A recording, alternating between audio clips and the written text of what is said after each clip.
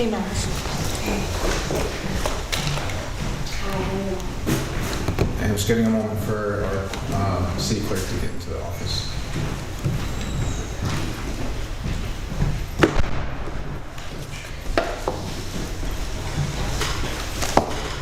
Thank you. Thanks, Sam.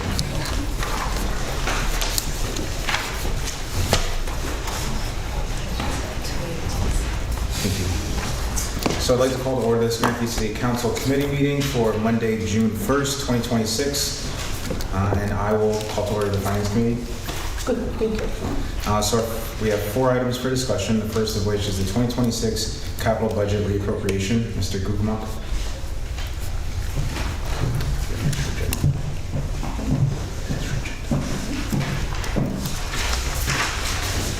Good evening, Council. So tonight we have the 26 capital budget reappropriation. As you can see in the background information, originally in the 26 capital budget, we put $300,000 in there. When the council approved the bonding, we reduced that $300,000 as there was a need for 3 Packers to continue uninterrupted services. So what happened was that the 3 Packers would cost $269,100, saving the city approximately $30,000. So I'm suggesting that the council recommend and approve the 2026 budget reappropriation. Any questions or comments? I'll move it. Sorry, I did have a question. I did have the ability to reach out to Mr. LaFont just to get clarification.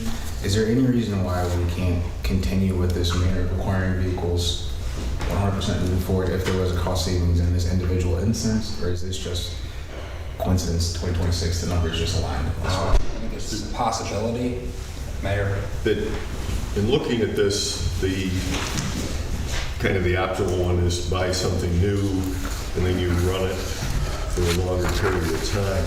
The lead time from ordering something to actually getting delivery has gone to, I think sometimes it's 18 months. What we found is this niche where there's companies that will run a truck for like a year. So we are buying or leasing basically a new vehicle that's just been broken in. And so we're getting a discount off what we would pay. And this lease scenario also has the option of purchasing these vehicles. So if we get something, and we found that some of them work very well, and then there's also new vehicles that have inherent problems in them and still require some maintenance, so it lets us test it,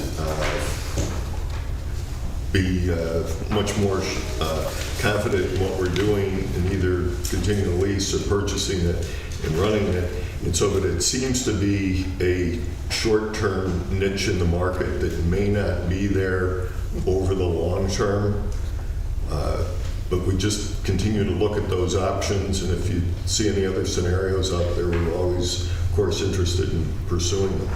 Perfect. Thank you, Mr. Mayor. Any other questions or comments? Hearing none, is there a motion? I'll move it. I will second. All those in favor? Aye. Aye. The next item for discussion is the first quarter report for fiscal year 2026 and the status of the audit. Mr. Gugamuk. First, I'd like to start with the status of the audit. The audit will be approximately done in about approximately a week or 2. I would like if we could set up the audit, our auditor to come in June 22nd. That's, I believe, the city council meeting. If we do a committee meeting prior at 5:30 for him to do the presentation and then approve the audit that night as well. I appreciate that. Thank you. And with that singular item, is there any reason for that delay?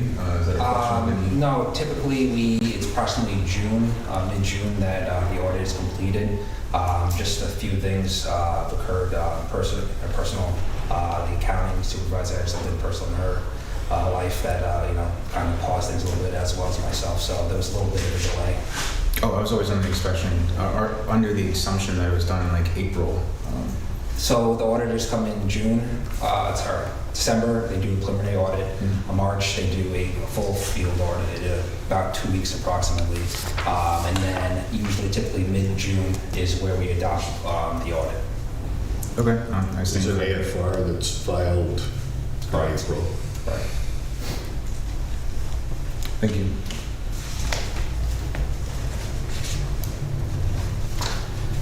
Okay, so for the first quarter report, the city's projected year-end unrestricted cash balance across all funds is approximately $7 million.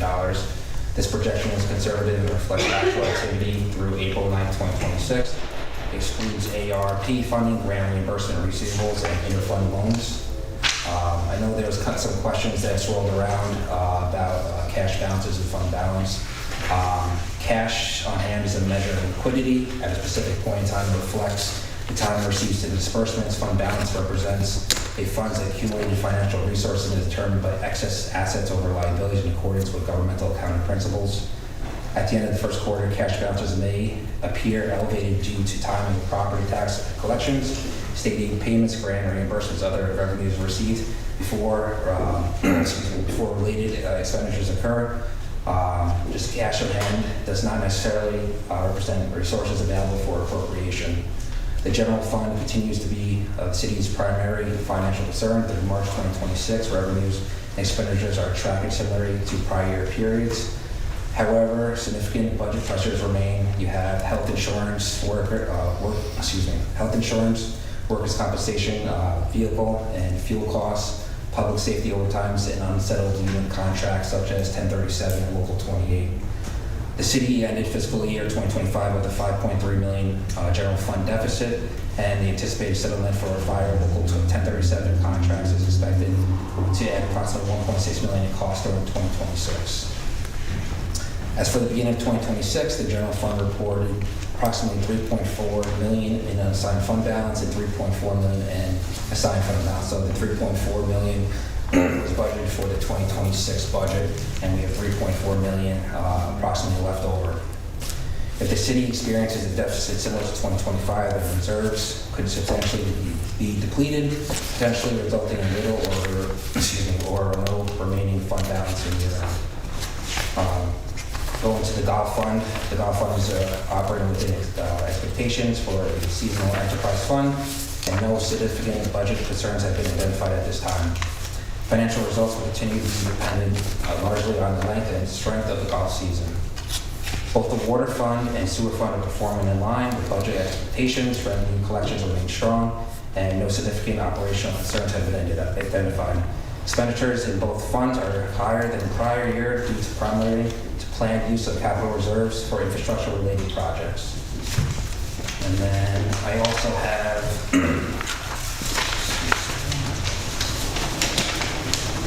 printed this and worksheet out for everyone. Just pass this around.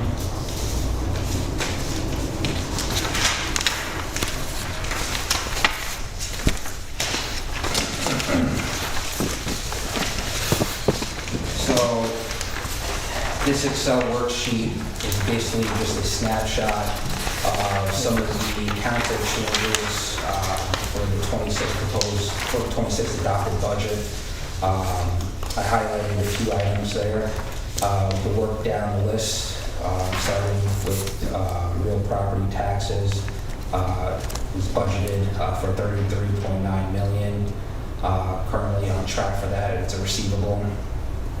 The allowance for uncollected taxes was reduced from $2.8 million to $2,050,000. If you look at a 5-year average basis, the 5 years, $2.9 million. So potentially we're looking at a 0.92 or about $1 million shortfall there potentially. The cannabis excise tax was originally budgeted $700,000, then was increased to $850,000. If you look at prior years, starting in 23 is when it came online, 532, 683, and 637 respectively. You can see that potentially 700,000 was a good basis number for that, a very conservative number. So maybe potentially $150,000 short on that. The fines for parking, we budgeted originally 910. Council changed additional 200,000 to 1.1 million. If you look at average, the average is 605,000 over a 5-year period. Delinquent parking fines, that's dependent on the contract. So if the contract didn't get renewed in 25 or 24, looking at actual revenues, originally proposed budget was 170,000. It's increased to 300,000. Bus patrol safety fines, originally budgeted at 400,000, increased to 600,000. This is also due contractual. 24, 223,000, 2025, 328,000. So there may potentially be a shortfall there as well. Sale of houses, homes program. If you look at a 5-year average, we're looking at $1.8 million. Originally budgeted $3 million, increased by $500,000 to $3.5 million. Mortgage tax, originally budgeted $950,000, increased to $1.4 million. And if you look at a 5-year average on that, it's $1 million approximately. Casino license fees, we're anticipated to be on target with that. So no worries there. Sales and use tax, it's just too early to tell for fiscal year performance. Currently, we have $2.7 million year to date. The trash charges, we're looking target for about 8.9 million year to date, with the budgeted amount of $9 million. And then, as you know, in the summary prior, we have about $3.4 million in fund balance. And then if you look at the bottom below, just the 3 of the accounts: allowance for uncollected taxes, sale of homes, mortgage tax. So if there's a shortfalls, it's about 2.96 million. Does that conclude your overview? Yes. Any questions or comments? So I can start. Definitely thank you for that clarification. I know in the general fund you identified some areas that were just natural concerns. I wanted to know if you can speak to the status of any operational adjustments to curb just costs associated with workers' comp. Is there any understanding of the public safety overtime costs? And then can you give us a breakdown of the union contracts from what was signed versus what was projected?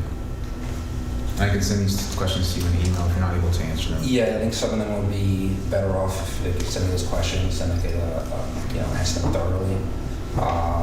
Public safety overtime, I think, I don't know if the chief would want to discuss that at all tonight. It's up to you. I want to be clear that the budget I submitted to the council, I was clear that I had made no assumptions for settling contracts. No, that was not my question at all. My question was, we had estimated costs associated, do we not? Correct. We're probably for local 28, we're at about 1.4, 1.6, that's what active Billion. and retro for 25, 26. and what we've done is now implemented the pay raises going forward. You have to pick a date to do the pay raises going forward so that you can then calculate the retroactive components of the contract going back to the start. Understood that. So just clarifying the question again, I just wanted to understand where the projected and what has been signed or what is currently the estimates as of now, and if there are any fluctuations with that.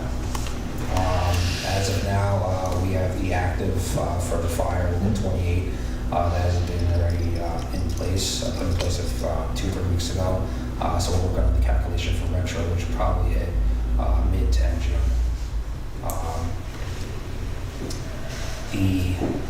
So you're talking about what council approved for local 28, or that process in particular from start to finish? So during our budget conversations, there were 2 projected costs associated with both of those contracts, correct? Correct. Whatever numbers we currently have right now, I'd like to see the difference in what we were projecting and what we actually, Okay. what is available, if that's possible. All right, and then Take a look at that. thank you. And then referencing the proposed budget, I appreciate the comments related to the status. Are you able to identify what revenue lines were not selected Because to your understanding, you said some of the council's. Those are a majority of, I think that there's 2 on there that I did not include. Could you speak to those 2? The CDBG revenue accounts, they were the other admin and the demos that council approved during the budget process. And I can tell you currently they're 0 year-to-date. And then, correct me if I'm wrong, I don't see the projected line for the school stop. You're talking about the cameras for the school zones? Correct. 2.3 million? Yes. Yeah, I didn't include that. I don't know if that's online yet. Right, but that would be one of the larger proposed budget items that the council did discuss, correct? I only included ones that the council made adjustments to.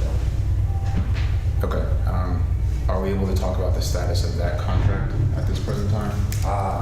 I can't, but maybe the chief We're can. actually implementing that, Chief. Some of that is driven by the weather, also because they have to set some of these things basically in concrete, so they waited for the frost to go out. And they're now putting the cameras in place, and we're still going to have to do some adjustment for signage where we have different speeds at different school zones, and we're looking to just make that uniform. Understood. So is there a date for when all the cameras will be implemented? Because I know during that period, Councilwoman Victoria, please correct me if I'm wrong, I believe the projections were identified as this being into effect probably around March. So part of the concern is that as the council has been asking for updates, we have not been given any information. So as we understand that this has stark budget implications, similar to some of the other areas as well, that is one of the larger ones. So wanting to understand what is our projection for having them implemented, and do we need to take any other considerable steps equally as we review these other items as well? Probably be implemented for school going in September. You can only use these also while school is in session. So is there any ability, Mr. Gukumuk, to identify what lost revenue we'll be losing since we're losing the majority of the year? I think I would have to sit down with the chief and discuss that in further detail. Thank you. And then my final question, I definitely, please, if anyone else has any questions, let me know. With respect to the state aid, I saw in the newspaper that there was monies or funding requested from New York State, Mr. Mayor. My question sincerely is just when were those conversations initiated? Sincerely, being at the budget discussions, I was not aware those intentions were being made or being evaluated, and I can let you know, had that been vocalized to me, that would have altered my decision making. If you have any clarity around that, greatly appreciate it. Not quite sure what your question is. The governor did a proposed budget that kept some of the temporary municipal aid in place, about $1 million or 1.1 million. Governor did a supplemental budget which gave Schenectady 3.8 million, 3.9 million. I have, since I've been a member of the city council, point out every year that the funding formula for Schenectady is on the low end of the formula, and has generally fallen on deaf ears in Albany. We're always happy to see those increases. They were generally, the formula was based on a percentage, so that we were at the low end of the funding formula. So we got less, and communities that were getting more got a bigger increase. So it's going to butcher your question. Every time I talk to a state legislator since I've been mayor, I ask for $5 million more was the number that was the simple analysis. That has been accelerated because of some of the funding this year. Great. So I can definitely respect the spirit of those conversations. I don't recall any of that being identified during our budget conversations. Again, please, Ms. Toro, correct me if I'm wrong. I don't recall. And I think also in the context of how you were speaking, recognizing that everyone would appreciate having more, I think it was very much a surprise, at least on myself, as anyone reading that newspaper, to identify that more was available. So again, just as a council member, not having that information at the forefront of our decision making just again makes my decision making very challenged, if not difficult, moving forward. And I think that concludes my personal questions. Actually, I know in one of the areas, Mr. Gukamuk, you identified that the sales use tax, regardless of where we are in the year, you're confident in that. Is there any fluctuation with your comments related to any of the other areas with this not being entirely through the It year? was for the casino license fee. I'm pretty confident in that number. We're targeting the 4.1, excuse me. The sales and use tax, it's too early to tell. We'll probably have a better idea of Q2, Q3. It really depends on, everything that's going on in the world, and, so cost of, goods, cost of the gas. So it's safe to say that it's also too early to tell in some of these other areas. Also, if we're able to implement some operational adjustments to account for those fluctuations in societal changes as well.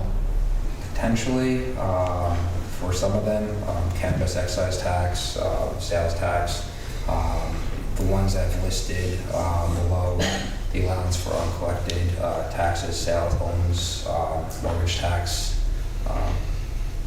I'm fairly confident there's going to be some kind of shortfall there. Understood. Thank you. Councilman Ingrid. Thank you, Mr. Gukamuk, for being here. One of my questions is, so this $7 million cash flow that you identified, that is not saying that we're going to have $7 million at the end of the year, correct? Correct. Okay. Because I think it was a little confusing in the packet, so I just wanted to make sure I addressed that. And then I would like to thank the mayor for, number one, requesting more state aid, because just looking at these numbers, it seems like we're going to be very short just because of the changes that were made at this table in the fall.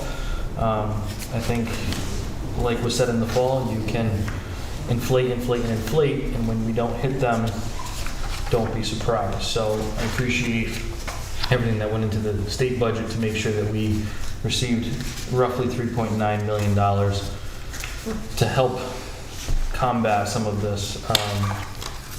So, Mr. Gugamok, talking about sales and use tax, you said we'll roughly get that number at the end of quarter 2, quarter 3, roughly? Sales and use tax, definitely, a conservative number of 19.5, potentially going towards 20 million. I don't know about 20.4. Okay. Again, it's too early to tell. I'll have a better idea probably Q2, Q3. Okay. Thank you. Any other questions or comments? Councilman Chairs. You said that there was administrative changes to the last budget, which you didn't hear because council didn't make any changes. What were those changes? What were those outlined inside of administrative increases? As we were doing, right? So there's administrative increases, and the council didn't change that. What was that for the last budget? Just for out of curiosity. You're saying what adjustments were made from in 20 for the 25 budget? Correct. I don't have that on hand right now, but if you'd like a snapshot of that, I could probably do that. If you could, please. And then for the, as the mayor said, this, what you originally called a grant, now you're saying supplemental draft of state funding, the $3.79 million. How are you intentionally putting that for an offset, right? Because that wasn't included inside of their decision making in the budget. Now we have that with the budget coming, regardless, even though it's a lower number based on the second class city that we get, that money's here. How are we calculating that in to make an offset? Typically, we get our state aid at the end of the year, December. Depends on how the rest of the year goes, what our shortfalls. For that 3.9, would assume if you take a look at the 3 items down there, that would essentially cover that cost if we hit those shortfalls. So 2.96, and that's still conservative. I spoke with our head accounting supervisor, Eric Munchie, our accountant, and we're all on the same page that we're probably going to be looking at a shortfall this year, potentially depleting our fund balance. And what was that number with the county and that you came to? The final, you said there's a shortfall when you talked to the county reps. What was the final total number? County? What did you just say? I'm sorry. Did I misheard what you just said?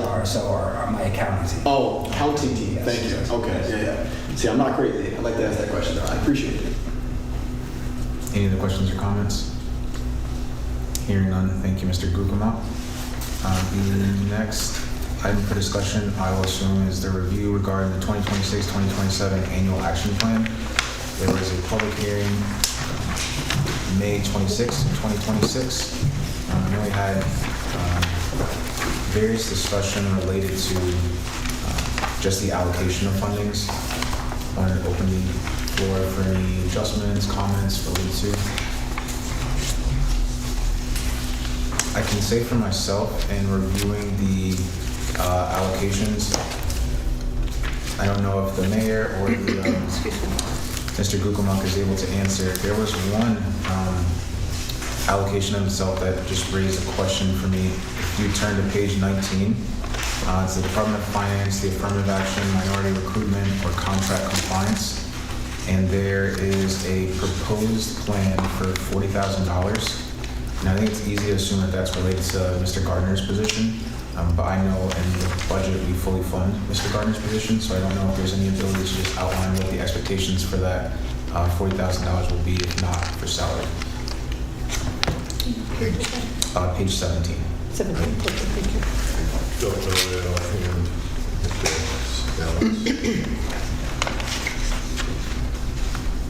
I would have to get back to you on that.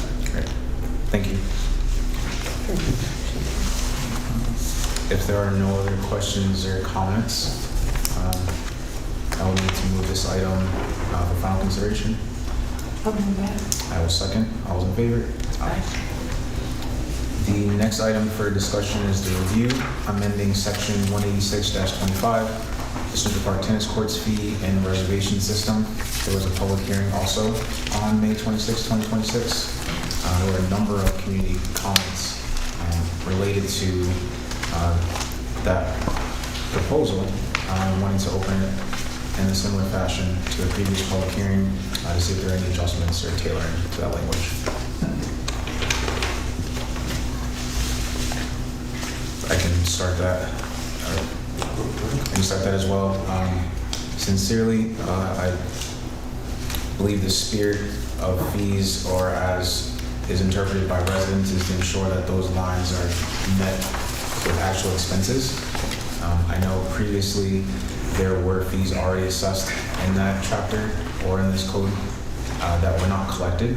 And unfortunately, as a council, that just makes our job as legislating slightly more challenging because in the understanding that those fees weren't collected, that almost put in place an unspoken understanding for them. So due to lack of collection, I think we need to be more intentional with how do we now start collecting fees, and then due to its association with the fact that we revamped and renovated those court spaces, I do think it creates a negative perspective if we are now to all of a sudden start actively collecting when we have no resources. And we can debate that, but that is definitely a spirit of how a number of residents, non-residents, and organizations are interpreting that. So one of the recommendations that was heard, I do not take credit for, but I do think it has some reasoning. It's why do we not just have a phased-in approach where we can target some of the tournaments initially. And this is one of my, I think, suggestion A. We allow the tournaments to identify the majority of the fees. And then we get to November, and then we look and assess that where that shortfall is. And that way, if we need to identify additional fees for non-residents, that is something that we can actively talk towards. I've had conversations with Mr. Wallen, trying to project what maintenance or operational costs may be. And again, it's just conjecture. We don't know what the court conditions are going to be. We don't know what the impacts operationally are going to be. And those are costs that we cannot just manage internally. But what I am not in favor of doing, at least for residents, is assigning a blanketed number that has never been collected or expected. And this should not in any way, shape, or form be viewed as a revenue generating item for the city. I think this should be net zero of what is the cost for maintaining this space as a public resource for our residents. And if there are costs that are higher than anticipated, I think that is something within the ability that I recognize and can get behind with non-residents. I think that is a practice that is in place in many other municipalities. But I'm one vote in the committee, but also I know everyone else was present in that conversation, so I wanted to hear how you heard that. Councilman Chairs? Well, I appreciate you, David. I also want to say I appreciate everyone who came out to the public hearing and stayed after to speak with the entirety of the council and voice their opinion, their concerns. And as I've said, and I have no problem saying on record, I agree that I don't feel it is right for us to be charging city residents to use that public space. And there's gray areas and rounds of past legislation that was done that was not enforced administratively. There is a process that we need to make sure that we are now evaluating differently, because legislation that was drafted in 2021, 2022 does not also show the proper impact of the upgrades that were done onto the court, which the city is still going to be paying for. When I say the city, I mean the residents of the city are going to be paying for based on the loan that we took out to do those upgrades along with the ARPA funding and the UTSA funding. So I think it's very important that we do get that data, we get the information before we continue to move forward, before we haphazardly throw more fees and price people out of the city of Schenectady, being able to use a basic amenity as a courts. And of course, there's going to be needs for upgrading and making sure that we maintain those courts, but we have to be able to tighten our belts and make sure that we are looking at other ways to, one, bring money back in, keep money in-house, and not just constantly increase taxes or fee or levy on top of our residents. Thank you. Any other questions or comments? Mr. Ryan? Yeah, Mr. President, let's take a look at the legislation. The original legislation, that was put before you, basically took out the old language which is the existing language regarding 186-25. That's the bracketed language that's before you, which makes resident and non-residents, identification card, the whole 9 yards. Is it the council's intention, because this is, do you want to delete that language and then institute the new language with the smart gate system, and then that would create a whole new regimen. If you're okay with that, then the fees are the last page. The fees are the last page. And this is that fees are to be by resolution by City Council after the initial set of fees attached here to are made part of the ordinance. So I guess the big question is, you want to get rid of the old existing language that seems to be unworkable, put in the smart card system, and then just have the discussion on the fees, and that would really be standard court use fees, and then deal with that, and then leave the pod 3-court reservation system, tournament organized group, payment access, administrative authority, the rest of that. I'm just trying to figure out what you want to get rid of, what you want to keep, and what you want to, amend. So I think until we hear from the other council members, I don't want it to seem as though this is a car. Yeah, but I'm just, just framing the issue. Which I appreciate. Any other questions or comments? Or I'm sorry, Mr. Mayor. Well, would the council consider a structure where we charge non-residents? I would. Yes. Councilwoman Toro. I would consider a structure like that and charging residents as well, maybe $5 an hour. I also thought of considering, I'm speaking, thank you. Okay. You can speak or disagree when you have your turn. I also think it's a good idea, listening to a lot of the individuals in the STA, there's certain hours of the day that they play and the courts are basically not used. Reserving some courts at no charge from 9 to 11 in the morning, and out of 18 courts, maybe 4 courts or something like that. For, again, those maybe who don't have the finances to pay. But when we put these fees into effect, we had no idea that we were going to be redoing these courts. And yes, city money was used, ARPA money was used, the tennis association, but all that money was used for a lot of different other things in the city too that we have to pay for and that we have to use. As far as it being, there are other courts individuals can play on. They're not going to be as pristine as these, but unfortunately, with pristine or with new, sometimes we have to cover our own costs. Like you said, wait until November to see what the costs are, but I think just to get a set fee for residents, maybe and even non-residents, because I think I'm under the impression that with this gate pass, you can't have two different fees. I think Mr. Wallen spoke to that. So I actually did have a conversation for him, and I know he's not here to correct any language I do misinterpret or misheard, but having a conversation with him and Mr. Maseka, there is an ability for accounts to be manually created, which will have them be able to assign no cost for residents and then cost for non-residents.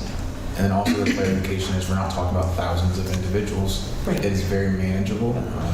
Not a zero consideration. There will be time associated, but it is doable. I mean, even if we just put a nominal fee on there for residents, at least it gives them the option that they're paying for that, because sometimes they might have more respect for a court if they're paying for their time there. So that's my whole take on it. Thank you. And I would say in the spirit of being intentional, they are already paying for it. So it would be that $5 plus the cost of the $2 million bond annually till it's paid off. That is the cost that they're paying for access to those courts. Right. Whether they're renters or homeowners, because obviously renters pay in their in the rent that they pay on a property that they're living in. And again, not saying I'm opposed to charging non-residents. I just think when we talk about public use spaces and public parks and these recreational areas, I think it's important to just identify that the residents are already paying for these courts. And honestly, putting in place a smart system is an intentional barrier. It is. But I think it's one that protects the lifespan of this resource. If there are additional costs, I think we just need to be intentional with identifying those before we give the fees to the residents on top of everything else. But I am saying at this point, I would say based on the projected cost associated with maintenance and operational cleanup, we're not talking about a lot. So I feel confident that with these resources being offered, we have the ability to talk to our school district. We have the ability to offer opportunities to other organizations looking at using this. As Central Park, to the mayor's point, is the crown jewel of Schenectady, and we are building it out. It is. It's becoming more of an attraction than what it already is. I think leveraging those dollars before we tap into our residents, and then also leveraging the fact that non-residents are charged for access to use in every other municipality. Schenectady should not be pinpointed as doing something revolutionary, because this would not be that. I agree. So I think starting with those two, but I would be comfortable with just moving with tournaments alone. But it's just me and you in the committee right now. Any other questions? Councilman I would say, we live in a world where everything costs money. So whether it's you need new nets, you need new fencing, you need new locks, you need anything, everything costs money at some point. So to not attach a fee, I think in my opinion, after we just looked at how big of a shortfall we're gonna have on other lines, would be malicious to say, because when the city has to pick up the tab to buy a new net for a tennis court, we're paying for that. When the city has to pick up the tab to pay for a fence that gets blown down by the wind, we're paying for that. So I agree the city shouldn't make money off of it, but we do need to make money to cover the expenses related to the courts. So whether, like Mr. Toro said, we have blocks during the day where we talk to STA and they say, okay, our members play from 5 to 8 o'clock every night. Okay, so from 5 to 8 they'll be unlocked, so you guys can play all the time. But then other times in the day, when that group isn't using them, we can charge fees to non-residents and a nominal fee to residents. I don't think that it's a barrier. I think that it's also, like Mr. Toro said, when somebody pays for something, they're more likely to take care of it. So instead, you won't have somebody who, the dog park is full and they want to let their dog run around, go into a tennis court. and let the dog run around in a caged area, and then one of our staff members has to go clean up any mess that they make and all of that. So I think, again, I would say that we need to be able to pay for the expenses that are generated, and not paying for them is just going to cause more and more of the same thing we've already seen year over year. So I'd say to that point, I think we just need to be cognizant of how we're using language. We just identified that there was a fee that has not been collected, that is not debatable, and all fees are associated with active lines in the budget. So if we're using language, there's been a shortfall with tennis court fees year over year since 2022. Would you not agree with that? I would, but I would say the shortfall may have been 20,000 or 10,000, and now we're talking about a shortfall of $3 million. Wait, no, but if I can finish my point, that is why our budget is such a convoluted, complex organism, because the money exists there somewhere. What we're trying to identify is where is it coming from, and because of how fluid it moves through different departments and different revenue lines, it is difficult to track where its origin was and if it was really needed there, and whether it's used as a buffer for other areas. That is why when we get to the later conversation related to waste collection, I think when we're more intentional about our budgeting departments, we can assign true fees to where they should be, not to where we think they will be, or not to where we think we will use them at, if you're following. Well, I think like Mr. LaFont said, the reason why the garbage is not its own fund right now is because garbage is so supplemented by the general fund, because it's a negative year over year. So yes, I agree, but in the same point, there's just you can't build in a deficit and then say, oh, we're going to have a deficit. Well, you built it in automatically, so. But I would say to that point, ethically, we can't do that with waste. Whether it happens or not is a byproduct of just what our budget process looks like. But waste should not be generating a profit. And if it does, that profit should be returned back to the residents in some form or fashion. And using it to supplement other areas in the budget, whether intentionally or unintentionally, that is wrong. Well, I think like Mr. LaFont said, we're not generating a profit. I think we need to get back to tennis, right, because we jumped the gun on to a whole other committee. Mr. Mayor. But I just want to clarify things. We're not running a deficit on this. That the fee structure was in place, people were paying it, but our ability to collect it actually cost more than we were generating. So to put staff out there to track it down, have people pay them, was costing more than what we were bringing in.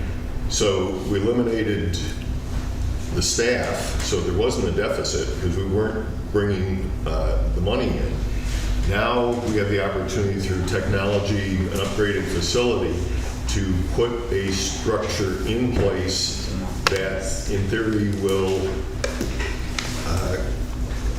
allow us to collect it and do it in a manner that is fair, equitable, and allows us to cover some of the expenses. With these courts, before there were some courts that were in great shape, some that were in less than optimal shape. Now everything is really a Cadillac court. So there's not preference where you want to play on one court and not the other. How do we better manage that? And as we open it, I also assume it's like anything that's new, we're going to get some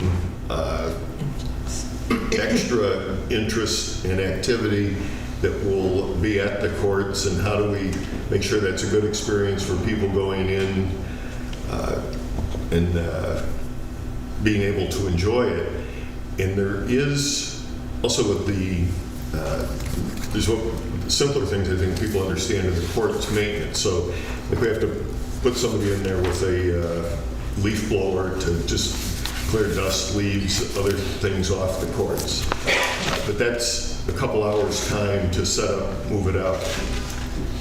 With the increased activity, because these courts now are premier facilities, there's the back office side of maintaining the schedule. Talked to Mr. Mazeka, where we said sometime in the spring, so if you have your group and wants to bring a tournament in, we want you to make the reservations by March or sometime in the year so that we can block those times off, and then we know what other times would be available for general public play, league play, people giving lessons, other activities on the court. Councilman Chairs. So I think that, Mayor, I agree with you, and I think that it actually plays to what Council President had said in the starting of this, is collecting the data and the information that we would need to make sure that we're including people in that conversation. One of the big things that was said this past Monday was that we have nobody that is actively in the UTSA or that plays tennis giving us that information to help outside of our own engineers, right? So being able to collect that data while we trade off whatever we want to do going forward here, whether it's changing the original 22 language, moving to resident, non-resident fee structure, is fine, but we want to make sure that, as you just stated, and Council President stated before, we have the proper information of when we should be opening those courts, when we should be allowing that free time if that's what we're going to do, and hearing it from the right people who are actually utilizing the court. I love a lot of sports, but I'll tell you I don't play tennis. So I can't tell you that it's going to be a peak time for me if I want to go practice backhand at 6 a.m. if the court needs to be open or not. That's not something I can give you information on. So I believe that the correct course of action is to get that information and find a way to make sure that we're not just pressing upon our residents another fee without having all the information that we could possibly use to implement and help with your structure to make sure we're solving. Councilwoman Williams.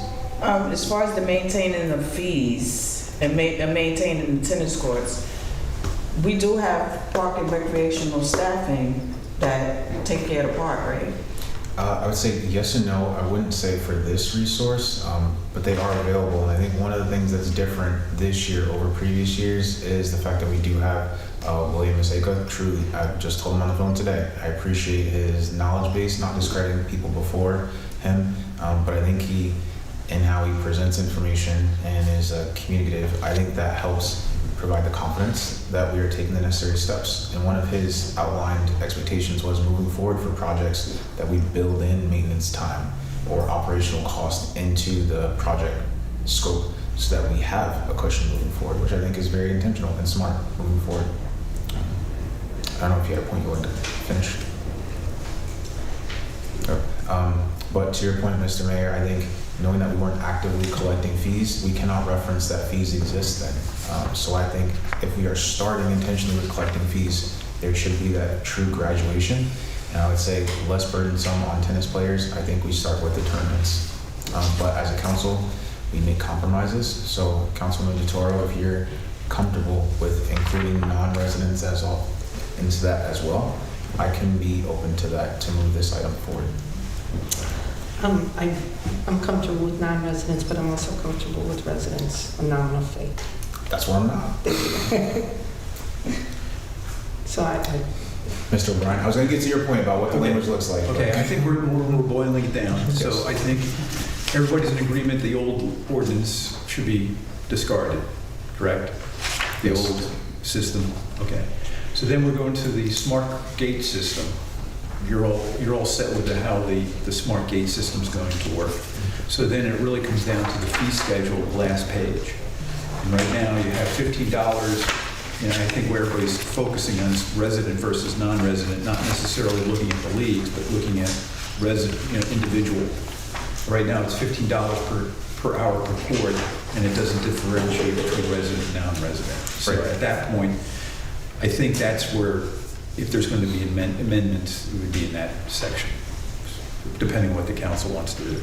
And additional points, thank you, Mr. O'Brien, for that clarification. I would say incorporating public agencies and not-for-profits into the standard court use fees, in addition to better defining in Section 2 the Pod 3 court reservations. I think it reads broken in that if I wanted to have 4 courts, I'd have to pay for 6 courts. I think there should be an ability to add on 1 court.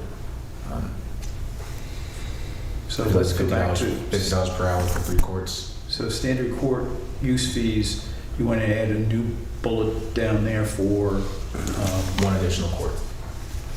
So instead of doing the pot of 3, no, I'm talking about standard court use fees. You mentioned something about nonprofits also could be. Oh, yes, and including those as agencies in that standard court use fee.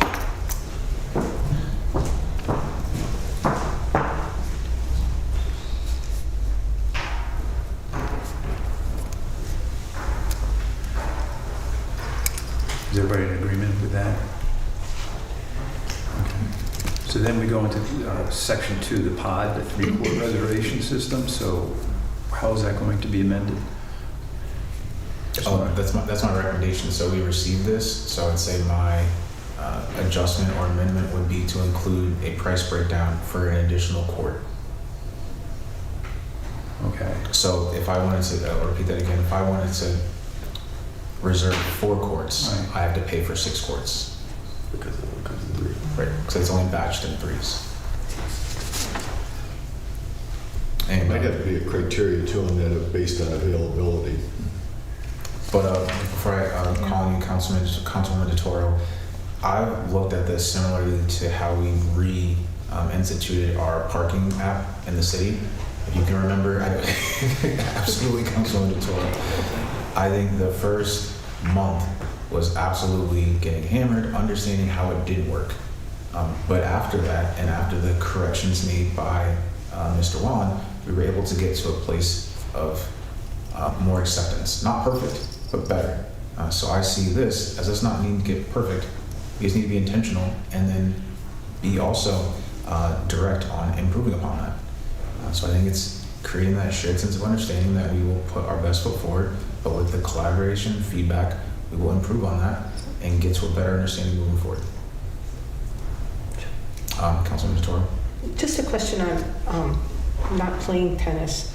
I mean, three courts, is that normal? I don't know. Any idea why the 3-court thing is there?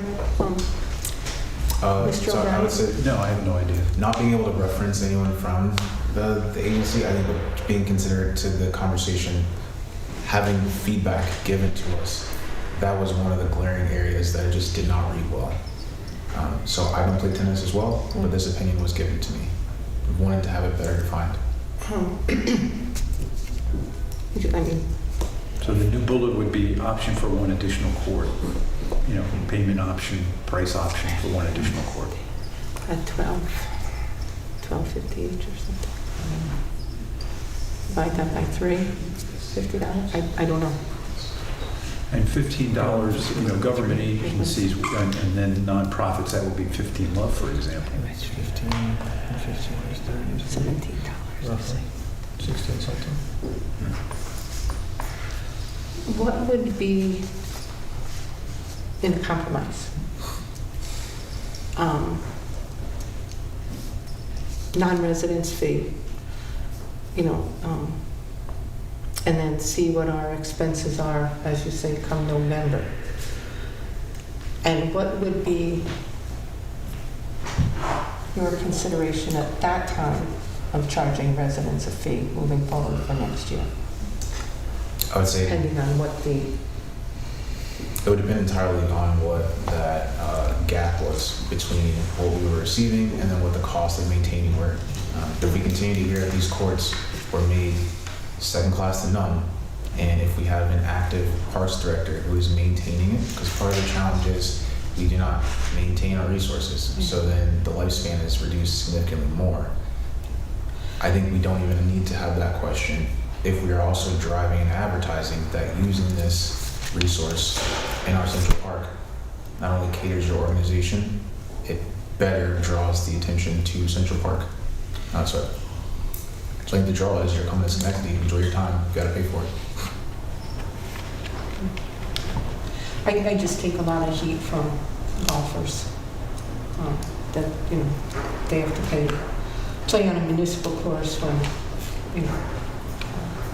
it is a revenue source though, versus tennis, we don't think will be a revenue source. So, And that's just where I say it's different, because I don't know anyone in any municipality that can golf for free. What we just identified is that these tennis players have been playing tennis for free. So I think if we are looking at getting to where golf is, that didn't happen overnight, but it But even requires with movement the now. fees for this, since I've been on council, which just hasn't been the same amount of time as you, the health and recreation chairperson for years has been advocating for fees, and finally we got $12, $15, and whatever the last fee was, $5 for whatever schools. I mean, and it was a resolution that was passed, agreed upon by everyone, so it's not like it's something new. That's why I'm, kind of advocating for residents. Would you be willing to drop the resident fee to $5 an hour? But that's where I'm saying as a council, we legislatively did what we needed to do. There were operational considerations that weren't met, and that is separate from us. However, at this juncture, we are now forced to contend with that reality and move forward. I would say it's not that I'm opposed to fees. I just think rolling that out in that fashion for everyone, I think is very insensitive, to say the least, to the community, specifically referencing our residents. So the compromise for me would be include non-residents. Absolutely. But what we did receive from STA was they don't want any fees right now. Right. But what we just received, right? So they'd be willing to act and stay with no fees. And I'm being here 66 years. I mean, that says something. So. But I think the intentional part to that is if they're identified at $15 now, if we notice that we are able to subsidize that based with more tournaments coming in, or if the maintenance fees are lower than anticipated, that number does not have to stay the way that it does.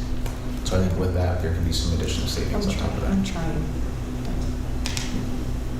So I'm confident we'll get there, but for now, I think if we can progress with non-residents and tournaments and then revisit the accumulated expenses year end, I could be comfortable with that. Give me a few moments. Any other questions, Mr. Mayor? And again, I don't have the legislation in front of me. We call it the golf fund today. It's really not the golf fund. It's a recreation fund, which used to have to get a card every year. And once you had the card, then you could play golf, you could play tennis, you could play use the other resources within the community. And it might go back to that same thing where the card was issued at a nominal fee. So it's, I'll say $10. That covers our cost of issuing it. There's some record keeping with it. The golf course, because of the different fee, there were people, everybody wanted to be a resident of Schenectady only when they played golf. We would have people who would come in when we used to auction property, and they would buy a sliver of property. We have these odd lots that are in the community. Then they would say they're a property owner, and they'd want to play golf at the resident rate as opposed to the non-resident rate. They wouldn't pay taxes on that piece of property, so it would go for 3 years, 5 years, get foreclosed on and go back. But it was everybody trying to work that angle. And it may still work to go back, do some type of entry card so everybody pays a nominal fee for it. But in that, you're showing you're either a resident, non-resident. There are some people who will play tennis and play golf. We charge a fee structure at the A diamond and the other ball fields. And it's, again, just how do you get some revenue coming in there to be able to cover that expense, to do the maintenance, policing, and continue to maintain the high quality of facilities.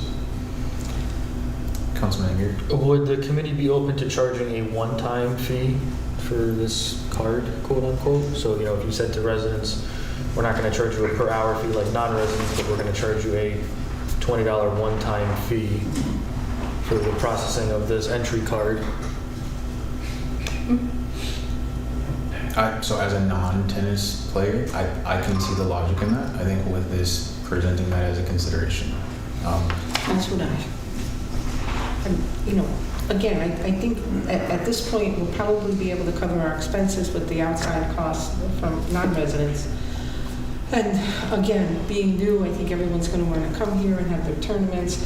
I think one of the things that the Health and Recreation Committee over the years, you go to the park on a weekend and there's vendors there, residents can't play. I mean, the courts are stacked full, and we're maintaining them. And now we're going to have to maintain these as well. So I guess if I'd be willing to, if there was some way we could have residents, if they want to play on the course, they have to get an ID card. Years ago, we used to have to go over to the Alamo to get one in Central Park if you wanted to be a resident, bring proof of your NIMO bill or something like that. A one-time charge of just say $25 until November, until we can see where we might need money, we might need to have residents pay as well. Then I'd be willing to do that compromise. So I'd say without having that figure in front of me, I can't move this, Right. intentionally towards that. I can respect the logic, so I think with that information to consider, in addition to presenting that to the tennis body and the city, that can be a path forward. So, Mr. President, I just want to, make sure we're tracking here. So, standard court use fees, $15 per hour per court, applies to all users, resident and non-resident, government agencies, and nonprofits. Check. Minimum reservation time and increments shall be established by the Department of Parks and Recreation through the Smart Gate system. Right? Good? Check. So the first bullet, though, that would not apply to resident. Right. We would have a separate bullet for card. Okay, applies to residents, government agencies, and nonprofits, or just apply, $15 is for just non-residents? Non-residents, agencies, not-for-profits. Okay. And we're not going to set a fee for residents? That is not my recommendation. But to the nature of the conversation, there would be an additional bullet of necessary material to access the resource. So it'd be like a access card. And that would be applicable to everyone. For this season only.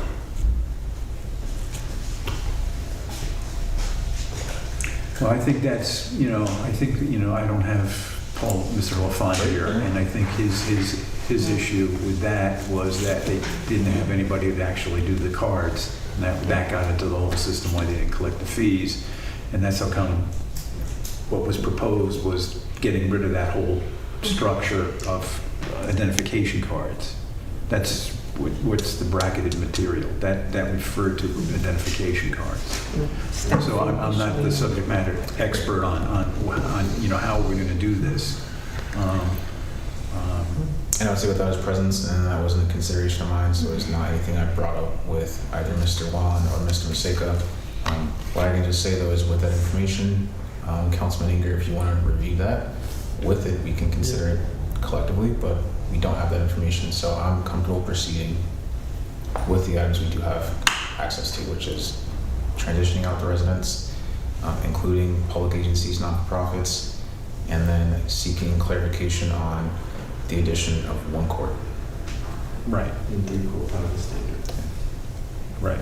So applies to the $15 per court, then applies to non-resident users, government agencies, and nonprofits. So by silence, there's no fees for the city's Schenectady residents. Correct. And then regarding the pod, the 3-court reservation system, 3 court plus 1 reservations, that would be added plus 1 reservation. You would have an option for 1 additional court under the $45 per hour. 3 courts, option for 1 additional court. Any other questions or comments? Councilman Vittorio? Thank you. How do we address residents of Schenectady when they come in front of us now about payment at the municipal golf course? Those fees go up every year. I mean, our season pass doubled last year for residents and non-residents. I understand that the maintenance is a lot bigger, but how do we address that? Councilman Chairs? Yes. Let her finish that. Let her finish her thought. Oh, sorry. And I didn't want to cut you off. No, I'm good. Because I wasn't answering your question Yeah. per se, and I was going back to that original statement as I was just thinking with the paperwork that I looked at before for the smart gate system. Weren't the cards already included with that when we were talking about that? Just back to Councilman Ingrid's point. I thought they were given a code. Is it just a code or is it a card? I don't know if they're given a card. So just a one-time they go to a code? Yeah, it's not a card. Okay. That's why I want to go back to this point before we move too fast. It may be a card, so I think just presenting that to Mr. LaFawn to Yeah. get clarification if it's necessary. Was that your point, Councilman Chairs? Yeah, just because I was looking at this page 19 and what we reviewed before, so I'm just trying to make sure that we're looking at what was already intended, and if there's something that we've already voted on that would allow us to make this make a little more sense. And then what I would tell anyone, I present myself as being open and available. I think part of the reason I do take my stances is because I need to justify them to the community, absent kind of, well, the council did this, because I'm a voting member of the council. I would say if any member of the community or as a visitor of the city has an issue, my contact information is on the website, and I always love having conversations with people just to clarify and provide that additional understanding. I would imagine you do a similar thing, Councilman Vittorio, but coming to the rail is a public option that anyone has, and if people do have questions or concerns, that is one of the mechanisms they can make themselves heard, or take it upon themselves to email, call us, or text us. If there's nothing else, if the conversation on the table is to consider the adjustments as Mr. O'Brien outlined, if there's a motion, we'll be able to consider this for final consideration. Not until we find out about the car from Mr. LaFawn. Okay. I know in previous circumstances, we at least pushed it forward and then allowed the information to be vetted, and then based on not having that, we can adjust moving forward. Is that something you're comfortable with? I'm comfortable with that, yeah. Okay, perfect. Perhaps Mr. Motivaren will be here then. So we'll plan to move this out of committee, and then we'll do a vote, and the expectation will be to have that information prior to our Monday council meeting for review by the council. Right. All right. With that understanding in mind, is there a motion? I will second it. All those in favor? Aye. There's nothing more to follow. The Finance Committee, I'll ask a motion to adjourn. Motion to adjourn. I will second. All those in favor? Aye. Aye, we are adjourned.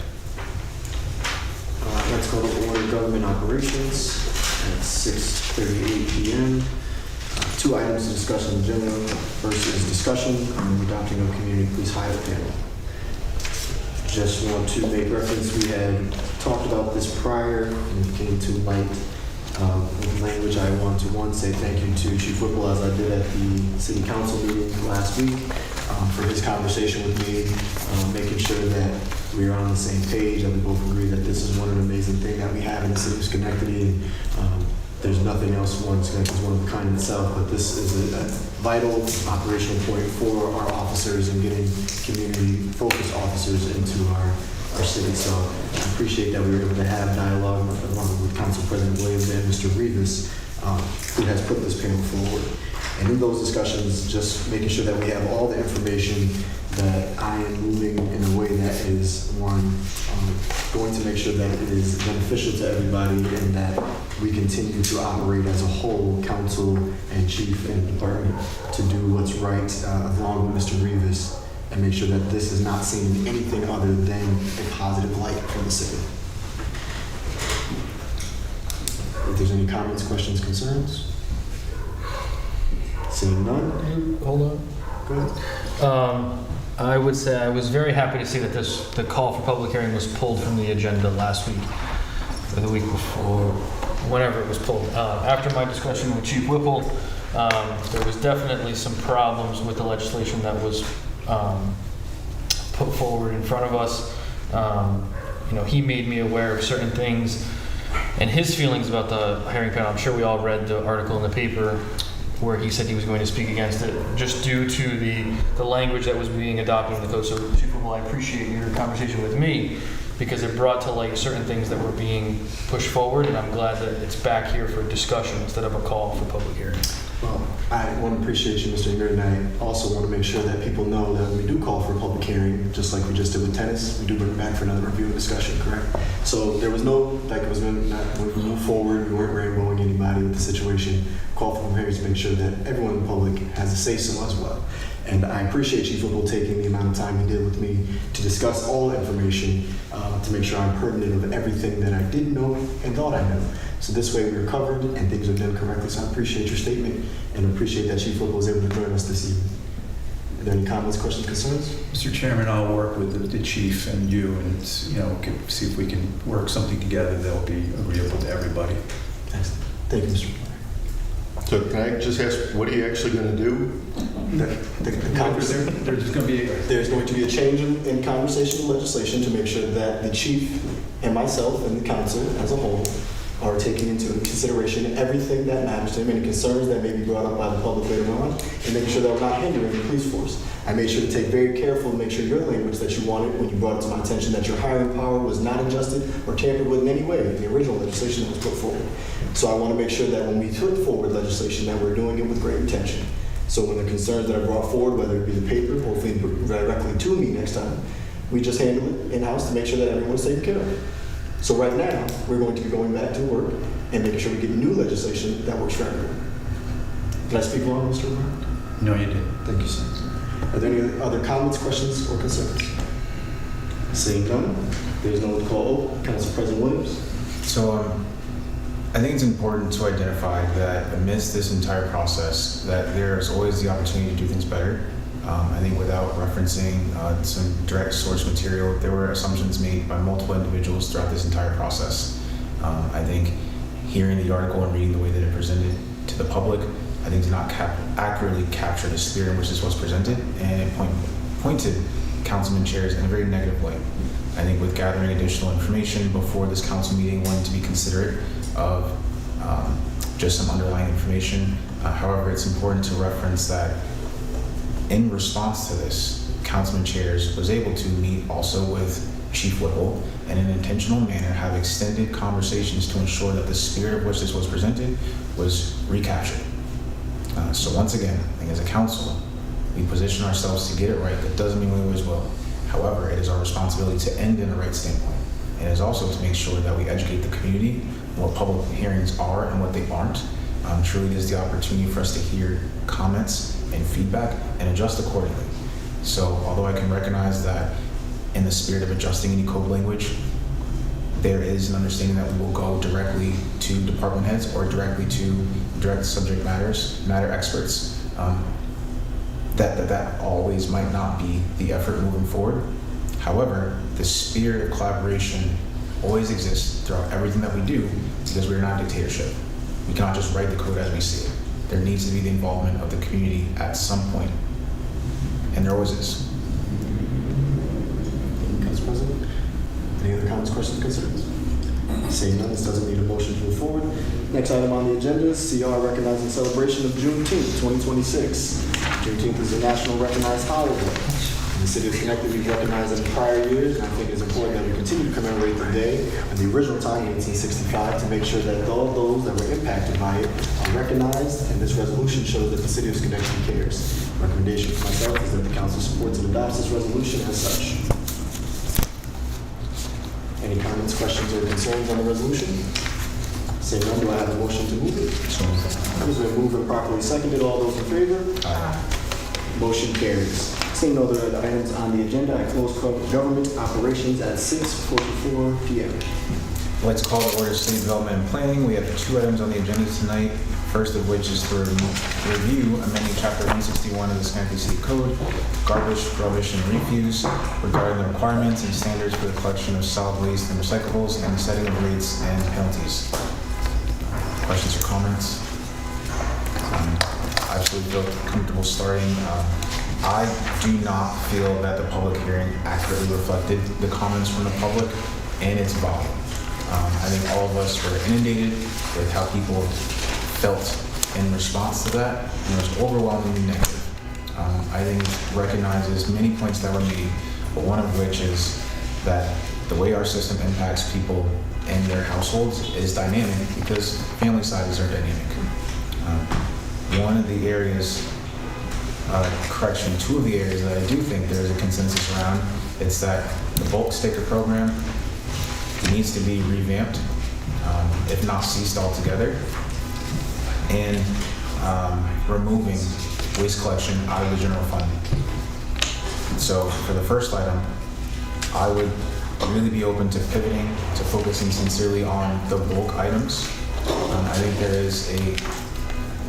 think there is a common understanding around limiting how those items are presented to the community, or not presented to collections. So I think we have to streamline those efforts and move forward. That alarm is just horrible. Maintaining my concentration. I would say, just with respect to the topic, I apologize. Somebody could be robbing it. Like we're just going to keep working. You're just keep going. But I do hope they're safe out there. For bulk items, it's understanding that we need to limit that and just maintain that flow that we are collecting on a week in, week out basis. I think understanding the complexity of informing the community of what those days are, it is easier for us to restrict them to one bulk item per pickup for the remainder of the year. And then in 2027, having it implemented on the calendar as twice per month, which I think was Councilman Ingrid's recommendation. And then also, I'd like to see the conversation respectful around continuing with removing waste out of the general fund, so we would be able to more accurately identify the true cost. And I believe with those adjustments, that whatever the gap in funding this effort is, we have to be intentional, to your point earlier, of funding it. So I think we're going to accept the system as is with waste collection, with bags, and whether they're going to be in devices or receptacles and recycling. If we're going to actively choose not to progress with that, which I'm in favor of, I think come November, there needs to be an intentionality to fully funding whatever that cost is. Councilman Ingrid? So I would, from the beginning, I would say that I am definitely in favor of limiting bulk item pickup. Mr. LaFont talked very strongly about how, some days you pull up to a property and there's 3 dressers, 2 bed frames, a couch, and all that. So I definitely think that that's a step in the right direction. And I definitely agree with you that getting rid of the sticker program is something that is necessary. As far as limiting garbage in general, I agree that maybe we should steer away from, telling residents that they need to be in a can with a lid and all of that. But I still feel that we need to specify an amount of garbage that we are going to collect, because, we can say only one bulk item, but then what stops somebody from taking a couch, cutting it up into 100 different pieces, and putting it in 10 garbage bags and putting it on the curb? Because then again, we're still picking it up. We're just not picking it up in one piece. Now we're picking it up in 10 different bags. So I think eventually, the conversation has come full circle over the years, like Mr. LaFont said. And, I did a lot of research in garbage collection. I talked to Mr. Maseka, I talked to Mr. LaFont, I talked to Mr. Wallen. No other municipality in our area collects garbage the way we do, where we collect everything on the street. Every other municipality says you can only have so much. So I agree with, maybe not passing on the cost to the residents with, you have to have a specific can. But if we said 10 bags, 20 bags, whatever, we have to come up with some amount, because if we do not, like I said, we're just going to see more and more bags, and who knows what's going to be in those bags. It could be a couch, it could be a bed frame, it could be paint, it could be whatever, because we're just going to pick it up. Councilman Chase. So I mean, God bless the person that cuts a couch up into 100 little pieces, and good for them for taking that time, I guess, to find a way to circumvent the system, which I think would happen no matter what if they did so, regardless. And I will say that the recommendations for limiting bulk items to 2, which I put forward before when we had that conversation. I know Councilman Ingrid had said he wanted 1 at one point. I agree with him wholeheartedly. We do have to eliminate bulk. Talking to our union workers that have been out there, it is just not feasible for them to have to figure a way out of getting that done on a day-to-day basis. And as Mr. LaFont said when he was here, this is the only job in the city that 100% doesn't get the chance to go back and they have to finish their route that day, right? They have to be done with it because of the way our pickup schedule is. So focusing on the bulk items I'm in favor with.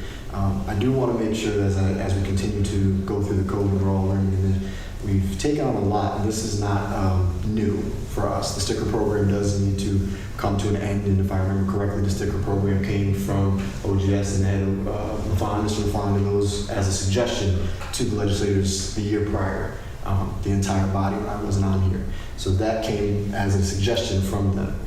As we continue to try to find answers, and I know that our administrative and operational wants us to decide on everything when it comes to trash, but no matter what we decide, it has to be feasible. And I believe I've asked the mayor multiple times on the amount of bags that he sees fit that is going to be able to actually get done from an operational standpoint, because we can legislate all we want, but operationally, when it comes down to those negotiations and picking out what size can we're going to use to make sure we sit inside the cooler, how many bags are going to be feasible, who is going to put forward those penalties for how many bags are going to be feasible if someone does go over, like you said, that's all more labor hours and more time that they have to take on the streets. If you haven't had a chance to go out with them, I commend our council president on doing so this week, making sure that he was out with our workers to see what it's like and not just be here legislating. I plan on going out myself. I suggest if you're able to, you do as well. At least you'll see what they deal with on a day-to-day basis so we can get an understanding of what's happening on the streets, because we can say jackpots and all everything else that matters, but at the end of the day, we have to come to real concepts of legislation. I asked Mr. LaFond 2 months ago, give me the numbers on a family of 4 and 5, not 2 or 3, right? Realistically, a 4 or 5 would give us mother, father, whatever it may be, and children or elders in the house that you may take care of, to give you a real number of what we can make a decision on to get to the mayor's 6 or 7 bags that we've stuck at. So I'm still waiting on that information. I haven't missed a committee meeting, and I know we haven't received that yet. And I would like to see what that data looks like with that number. But I do think that separating the two, making sure that we can get it out of the general fund, and focusing on eliminating bulk right now is the best way forward. And I say that in the spirit of us incorporating the technology that was presented to us at the beginning of the year. I think that technological assist is going to be paramount in the success of us holding residents accountable. I don't need to reference my experience. You can watch it and you can just conceptually think about it. Counting bags for multiple households in our city is infeasible. And if someone was to be able to cut a couch up and put it into a bag, waste has the ability to not pick up those items, or not with respect to that, to construction waste and debris. Those items are left, and then that household is then assessed a fee. In a similar respect to us not collecting fees for tennis, I think there are other intentional ways operationally we can hold our residents more accountable. We can even talk about individuals bringing out trash late. Again, it's how do we manage the flow of trash being put out and collected. I think this, again, the bulk items is a step in that right direction. Is it us getting it perfect? Absolutely not. But what does allow us to do is meet the mayor at his request, which November in, November out is, here's the number for waste. And previously, my hesitation has been because I didn't have a confidence in the system. Based on every resident I spoke to, nobody was confident in what we were presenting. So I think as legislators, I can have the opinion, but it needs to always be backed up by the community. And our community does not want us to do this. They don't. So I think if we couple that with not even being able to reasonably manage it, we are truly setting ourselves up for failure. But where I can find the successes by correcting the bulk sticker program, which was a success. It was. I will not sit up here and pretend that it wasn't, because it managed the flow of bulk items and it reduced it. It also transitioned that to other areas, and we need to hold ourselves accountable with enforcement of our of our dumping sites. So there's other work we need to do.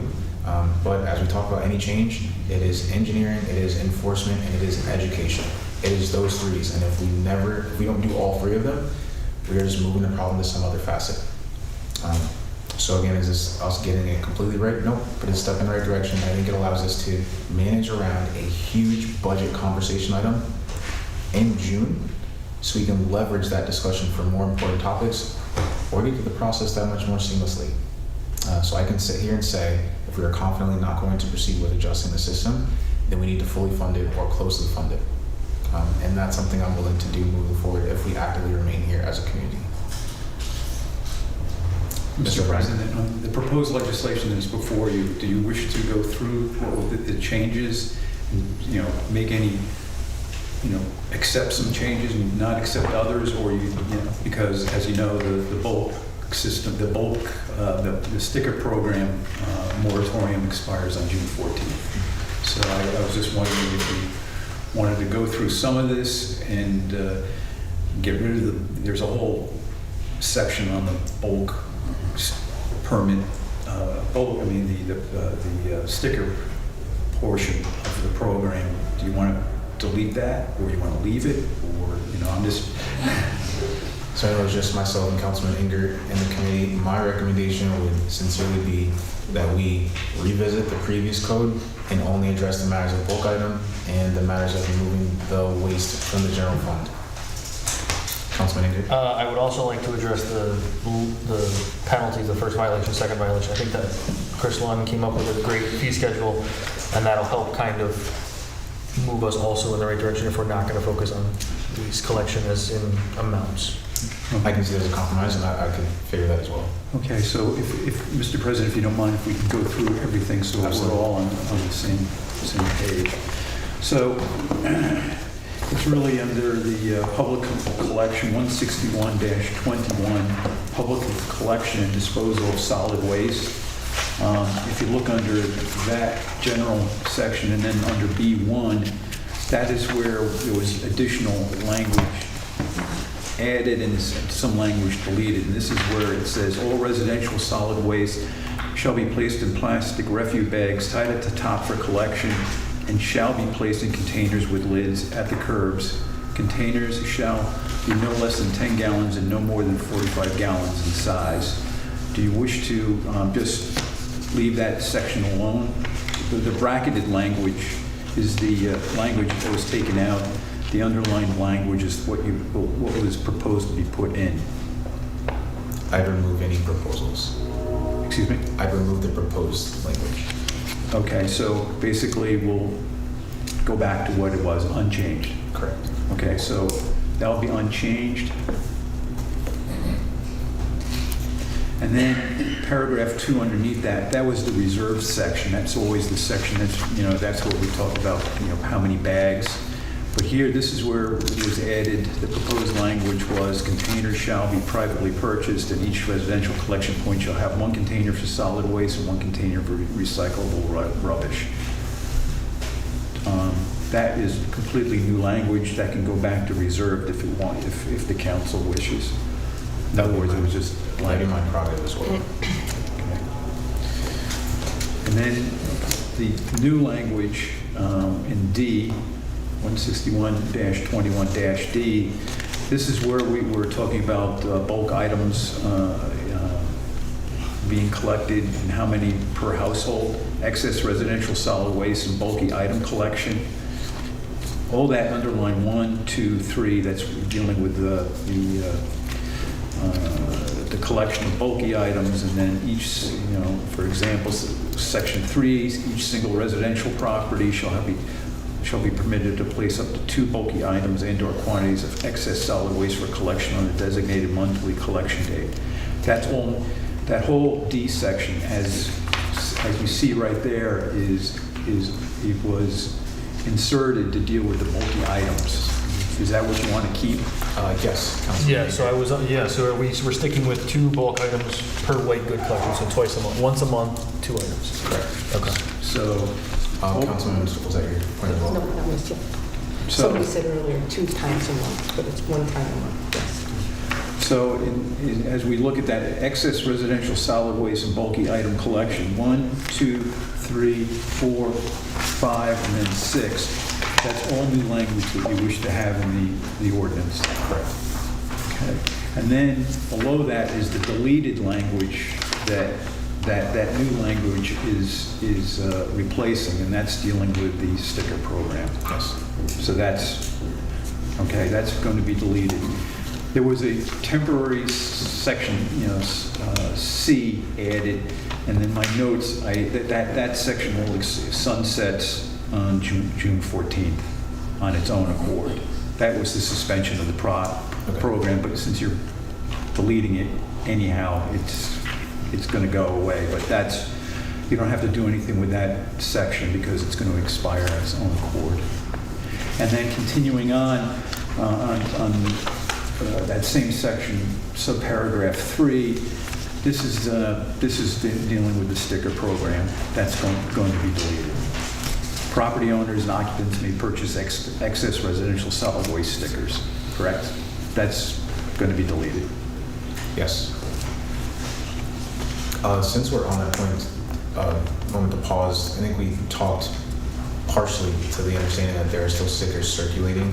Are we in the agreement that if stickers do exist, that would supersede any restrictions until those stickers were exhausted? Because those stickers do have a cost and a value. I think for us to discredit them, I think reads negatively to anyone that bought them in the spirit of using them. Now, whether you use them or not, I have my sticker already threw them out. I think if anyone saved them with the future projections of using them, I think we should still honor those. Councilman Finger. I would say that would be a question for Mr. LaFawn, because he would have to make sure that the gentleman working on the trucks would be paying attention to that after the sunset of the 14th, because I know most of those stickers have an expiration date as well. So I would assume they're all before the June 14th deadline anyway. Mr. Randall. The free ones we gave out had an expiration date. The ones that people purchased did not have an expiration date. Is that something you would agree to, Councilman Toro? When would we stop that? That's a good December? point. That's a good Pardon? point. I mean, if it's out there. I can agree with that for the duration of the year, exhausting your stickers. If they bought the stickers. Yeah. Is that something you would agree with, Councilman Inger? Yeah. Okay, so So giving I added stickers to the end of the year. sub 7 saying excess solid waste stickers without an expiration date can be used for the balance can be used until the end of 2026. Over any item restriction limits. Right. For additional bulk items. I'll either put it there or probably fits better in 3A that's currently deleted.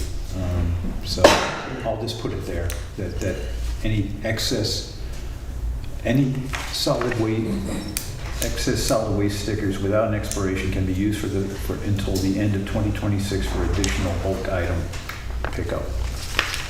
Thank you. And then we go on to the 161-23, section B. Mr. President, you were indicating that this is where we get into the said fees to be charged to be set at a level collection service for each collection point. That's the proposed, and what was discussed, for each collection point, whether it's a 1, 2 family or 3 family house, that it would be at a different rate or a set rate. Regardless, set fees to be charged for each. That language is, I think, dealing with a tiered system. Yes. So you want to keep that? The deer, no. No, you don't want to get rid. Okay, so that will be deleted. Okay. But there will be new, I think, and Mr. President, this is what you were talking about earlier, and really underscoring what the intent here is commencing in city fiscal year 2027, the solid waste collection fund will be designated in the 2027 operating budget as a separate fund, and such fund shall be in conformance with New York State local finance law. Correct. The ordinance already says that, but that kind of buttons up, belts and suspenders. It makes a clear intent that you want that as a separate fund. Which I value and appreciate. And then we're going for the annual determination of funds. As currently written, I'm looking at A. The mayor, this is currently written. The mayor, as part of the budget process, shall propose the fees charged by the city for solid waste collection and disposal services annually. A schedule of annual collection fees shall be approved by the city council by resolution maintained on the file of the commissioner's office and in the office of the city clerk. They added the proposed language which said fees will be charged be set to the level of collection service for each collection point. That language is going to be, that proposed language will not be in the final ordinance. Correct? Correct. And then we're dealing with the exemptions. This is based on this is really housekeeping it's been changed over the years, just hasn't kept up with the code regarding reduced fee for solid waste and collection disposal services. The code says $137. Based on the last budget, it was $282.66. So that's just a housekeeping, keeping it up for each year because it's a reduced amount. And in the proposed budget, that item was in there. I mean, the adopted budget. But it never made it into the city code. Okay? And then we're talking about penalties for offenses and administrative fees. Is there any change? That's under 161-26. Are there any proposed changes to the proposed language? Want to keep that as is? That remains. Okay.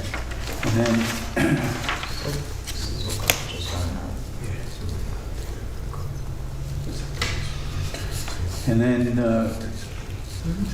and then we go into section 3, which deals with Article 2. This is 161-4, H and N. This cross-reference is what we talked about earlier with lids. That will not, the new language will not go in there. So that section will not be changed. And can you just reference where we're at again? I'm sorry. Yeah, this is section 3, Article 2, section 7. It's the second to last page. Where it says 161 H and N are amended as follows. Since you're not, earlier you don't want to change any of the language, so this paragraph is in another part of the code. So that's not going to be changed. All right. And since you're really not changing any of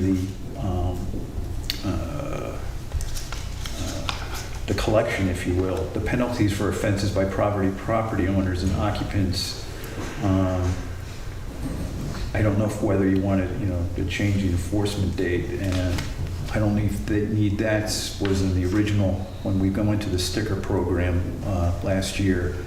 But since you're not doing any new program, I'll leave it up to you as far as whether you want to change that as far as changing the a public education commencement of the enforcement of the program.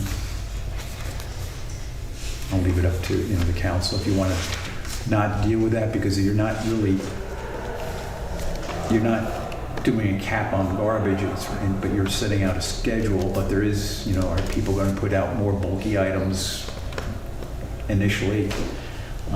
You can put in a grace period, and if you want to phase this in as far as enforcement. I don't think we need to do a phased-in approach, and I would be confident proceeding with that one. Okay. I think most people are tuned into this conversation, but I think it's incumbent on us to spread this message out, and then we will have our council date where I will be sharing additional comments. But I feel comfortable proceeding as soon as possible. Okay. Mr. President, with that being said, then Section 3, those changes in Section 3, that whole Section 3 can be deleted from the final ordinance that goes before you, because you won't be changing anything in there. And then the effective date will take effect immediately. Once again, it was anticipated there would be dramatic changes as far as amounts of cans, etc. So could have gave you the option for a staggered 90 days or 60 days, whatever you wanted. But if you want, this will take effect immediately to marry up with the fact that the moratorium ends on the 14th. Thank you. If there are no other questions or comments, I appreciate all of the help. Councilor Toro. Thank you.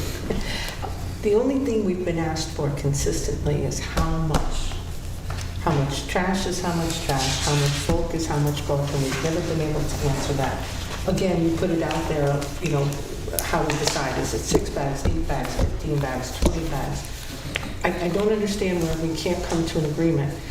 So as far as these clean-outs, AKA jackpots, so we're allowing 2 bulk items, which I love. I think that gives the residents a chance to put something out, a mirror or this, a couch, their mattress, whatever, monthly.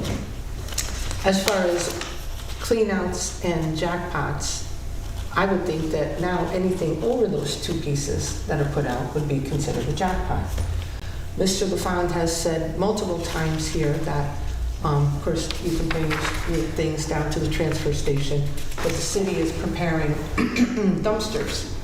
And I believe as Mr. Chairs at one point said, you know, whether through See Click Fix or whether through here or there, you make an appointment and reference the sticker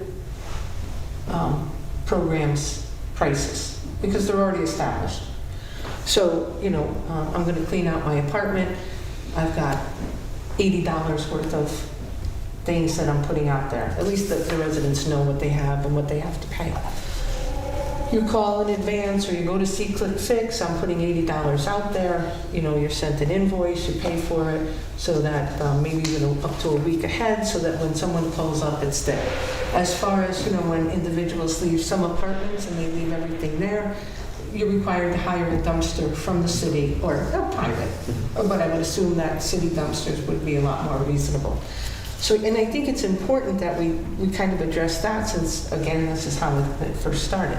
But we also need to address, again, and I think I said it publicly, I was trying to fit my granddaughter's bike in a large trash bag to put out because I didn't have any stickers and it was trash night. I mean, how many bags is enough bags? And that's all we need to come up with. You know, a family of 10, like one of our workers. I mean, you know, there's 2 in my house, and we put out a full can, you know, 4 or 5 bags.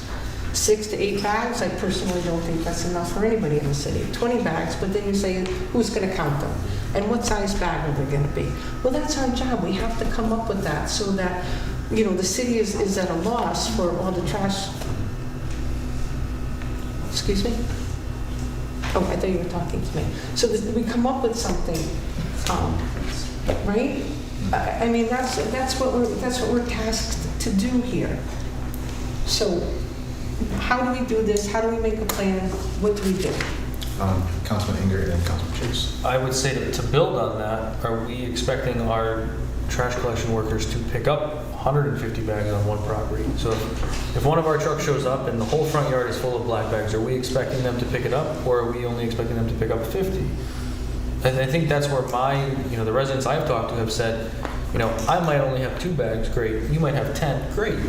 But what happens when you get to a house that has 50 bags or 60 bags? Are we still expecting our guys to pick up 60 bags? Councilman Chase. So, Councilman Torre, I appreciate you, and to your point, as I had stated, that's why I want that data back, right, of what that looks like, to give us an idea of what it is, because I agree with you, 6 to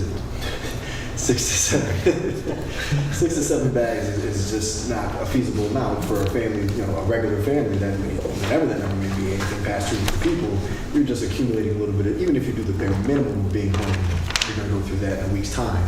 Right, and I continue to ask for that, what it looks like for a family of 4 or 5, so we can actually have that data to make that decision. I don't want to make it seem like we can't get to that point of coming to an understanding decision, but I love having the information and data. Also, when we continue to do these conversations, and I'm going to put it back where it is, this is also an operational standpoint, right? To where we can legislate anything, but operationally, if we don't have the proper information, if we don't know what to do, if we can't get it done, we can, you know, it's great to use fictional numbers of 150 bags out front, but the reality is if 20 bags is too much and we don't know, or 30 bags is too much, and we don't have the full operational numbers coming back to us as a council, we can't make an informed decision. So that, just in response to your comments, I would say the hesitation with proceeding as we intended was due to the simple fact that the workers do not want anything in containers because it slows them down. So we don't have the support from the staff. There also was response back from the community that said, regardless of how many bags we identify as standard, it will not meet my family dynamics. We're never gonna get that right. And there also is the understanding that throughout all of these conversations, respectfully, Mr. Mayor, you've been very reserved in your comments. So without having that collective support from the table, truly, it is the council just walking into a lose-lose scenario. So in reevaluating how we can proceed, I feel confident that although we are just addressing bulk items, we are still addressing a component of the bigger issue. My hesitancy for not fully funding it was based on knowing that the system does not support the individuals that you highlight who live within the means of what trash is. However, me intentionally moving forward is saying if we are not going to address the program, we have to fully support the proposed fees for trash. Moving it outside of the general fund ensures that whatever that number is fully reflective of the staffing and the resources needed to collect trash in the city. So come November, that is how I will be voting with respect to the mayor's proposed budget with respect to this one singular item. Councilman Ingrid? So, Mr. Chair, just to address to your point, if administratively the mayor's office came back and said that Mr. LaFont has all this data, he recommends 15 bags per single-family household, you would be okay with 15 bags? I would be okay with data that asks what I actually asked for, right? Because he already came back to us with what he deems a single-family household of 2 to 3. So Okay. if you come back with information, I'm going to take it as a recommendation because as our corporation counsel who's not here says all the time, we make the decisions. But I would like that information so I can make an informed decision on what I feel is best. Until we get that, we're just guessing, right? We're never going to get it right because the median is different for everybody. And as our council president just said, and you just said, and I've asked the mayor directly at this table, what would you like? What would be, and he puts it back on us each time for 3 months that I've been here. We've yet to get a straight answer. So I appreciate your statement, and I'm not going to pigeonhole myself into an answer for that. Right, but reality is, I would still like the data I asked for 3 months ago. I think the mayor made it very clear he would like 8 bags. I think the mayor, how many people in your household, Mayor? You don't have to answer. But the reality is I'm still asking for a certain amount of data to help us make an informed decision for the amount of households we actually have in the city who see more than 2 to 3 people. And even Councilwoman DeToro said 6 to 7 bags, it's just not, it's not a feasible number for a family, right? A family, period. And just to include, Mr. LaFont did give us a number, he said 4 to 5 bags. Which is worse than 6 to 7. So then I think we should request the information from Mr. LaFont again per person instead of per household. So, if he came to us and said, per person, each person generates 3 bags, then we could make an informed decision. And I'd say that being right, so I could say being a part of this conversation for the better part of my political career, I know Ms. DeToro's been with me in that also. I think it's like 2.4 pounds per person. It's understanding what we can and can't accomplish, but being intentional about what we can address. And I'm considerably telling you, Councilman Anger, this is a step towards the right direction. Is it the ultimate solution? Absolutely not, because we're going to need more technological assist, which is why I believe, I don't know if it was civil, it was not. It was the UAlbany technology program. Okay. And I think I'm sorry, misconstruing my projects, but that ability to have that apparatus on the front of those garbage trucks to quickly identify what is excessive and what is not, that removes that burden from our city staff having to pause in their operations, call in each household, call in the description of each item, and then go about their business. It is inefficient. And that's the best that we have. Councilman Chairs, you? No, just with the name of the program. All right. Thank you. Any other questions or comments? Hearing none, is there a motion to proceed as outlined by Mr. O'Brien's suggestions to the code? So moved. I will second. All those in favor? Aye. The last item, which is the senior exemption for hardship case. We can go in executive session. Thank you. Mr. President, just two housekeeping things. The tennis ordinance and this solid waste, I'll get it to the council and to the clerk by Wednesday, so everybody will have an advance to make sure I captured everything and we're all on the same page. Thank you. If there are no other items, I ask for a motion to enter executive session. So moved. I will second. All those in favor? Aye. During executive session, members of the public will have to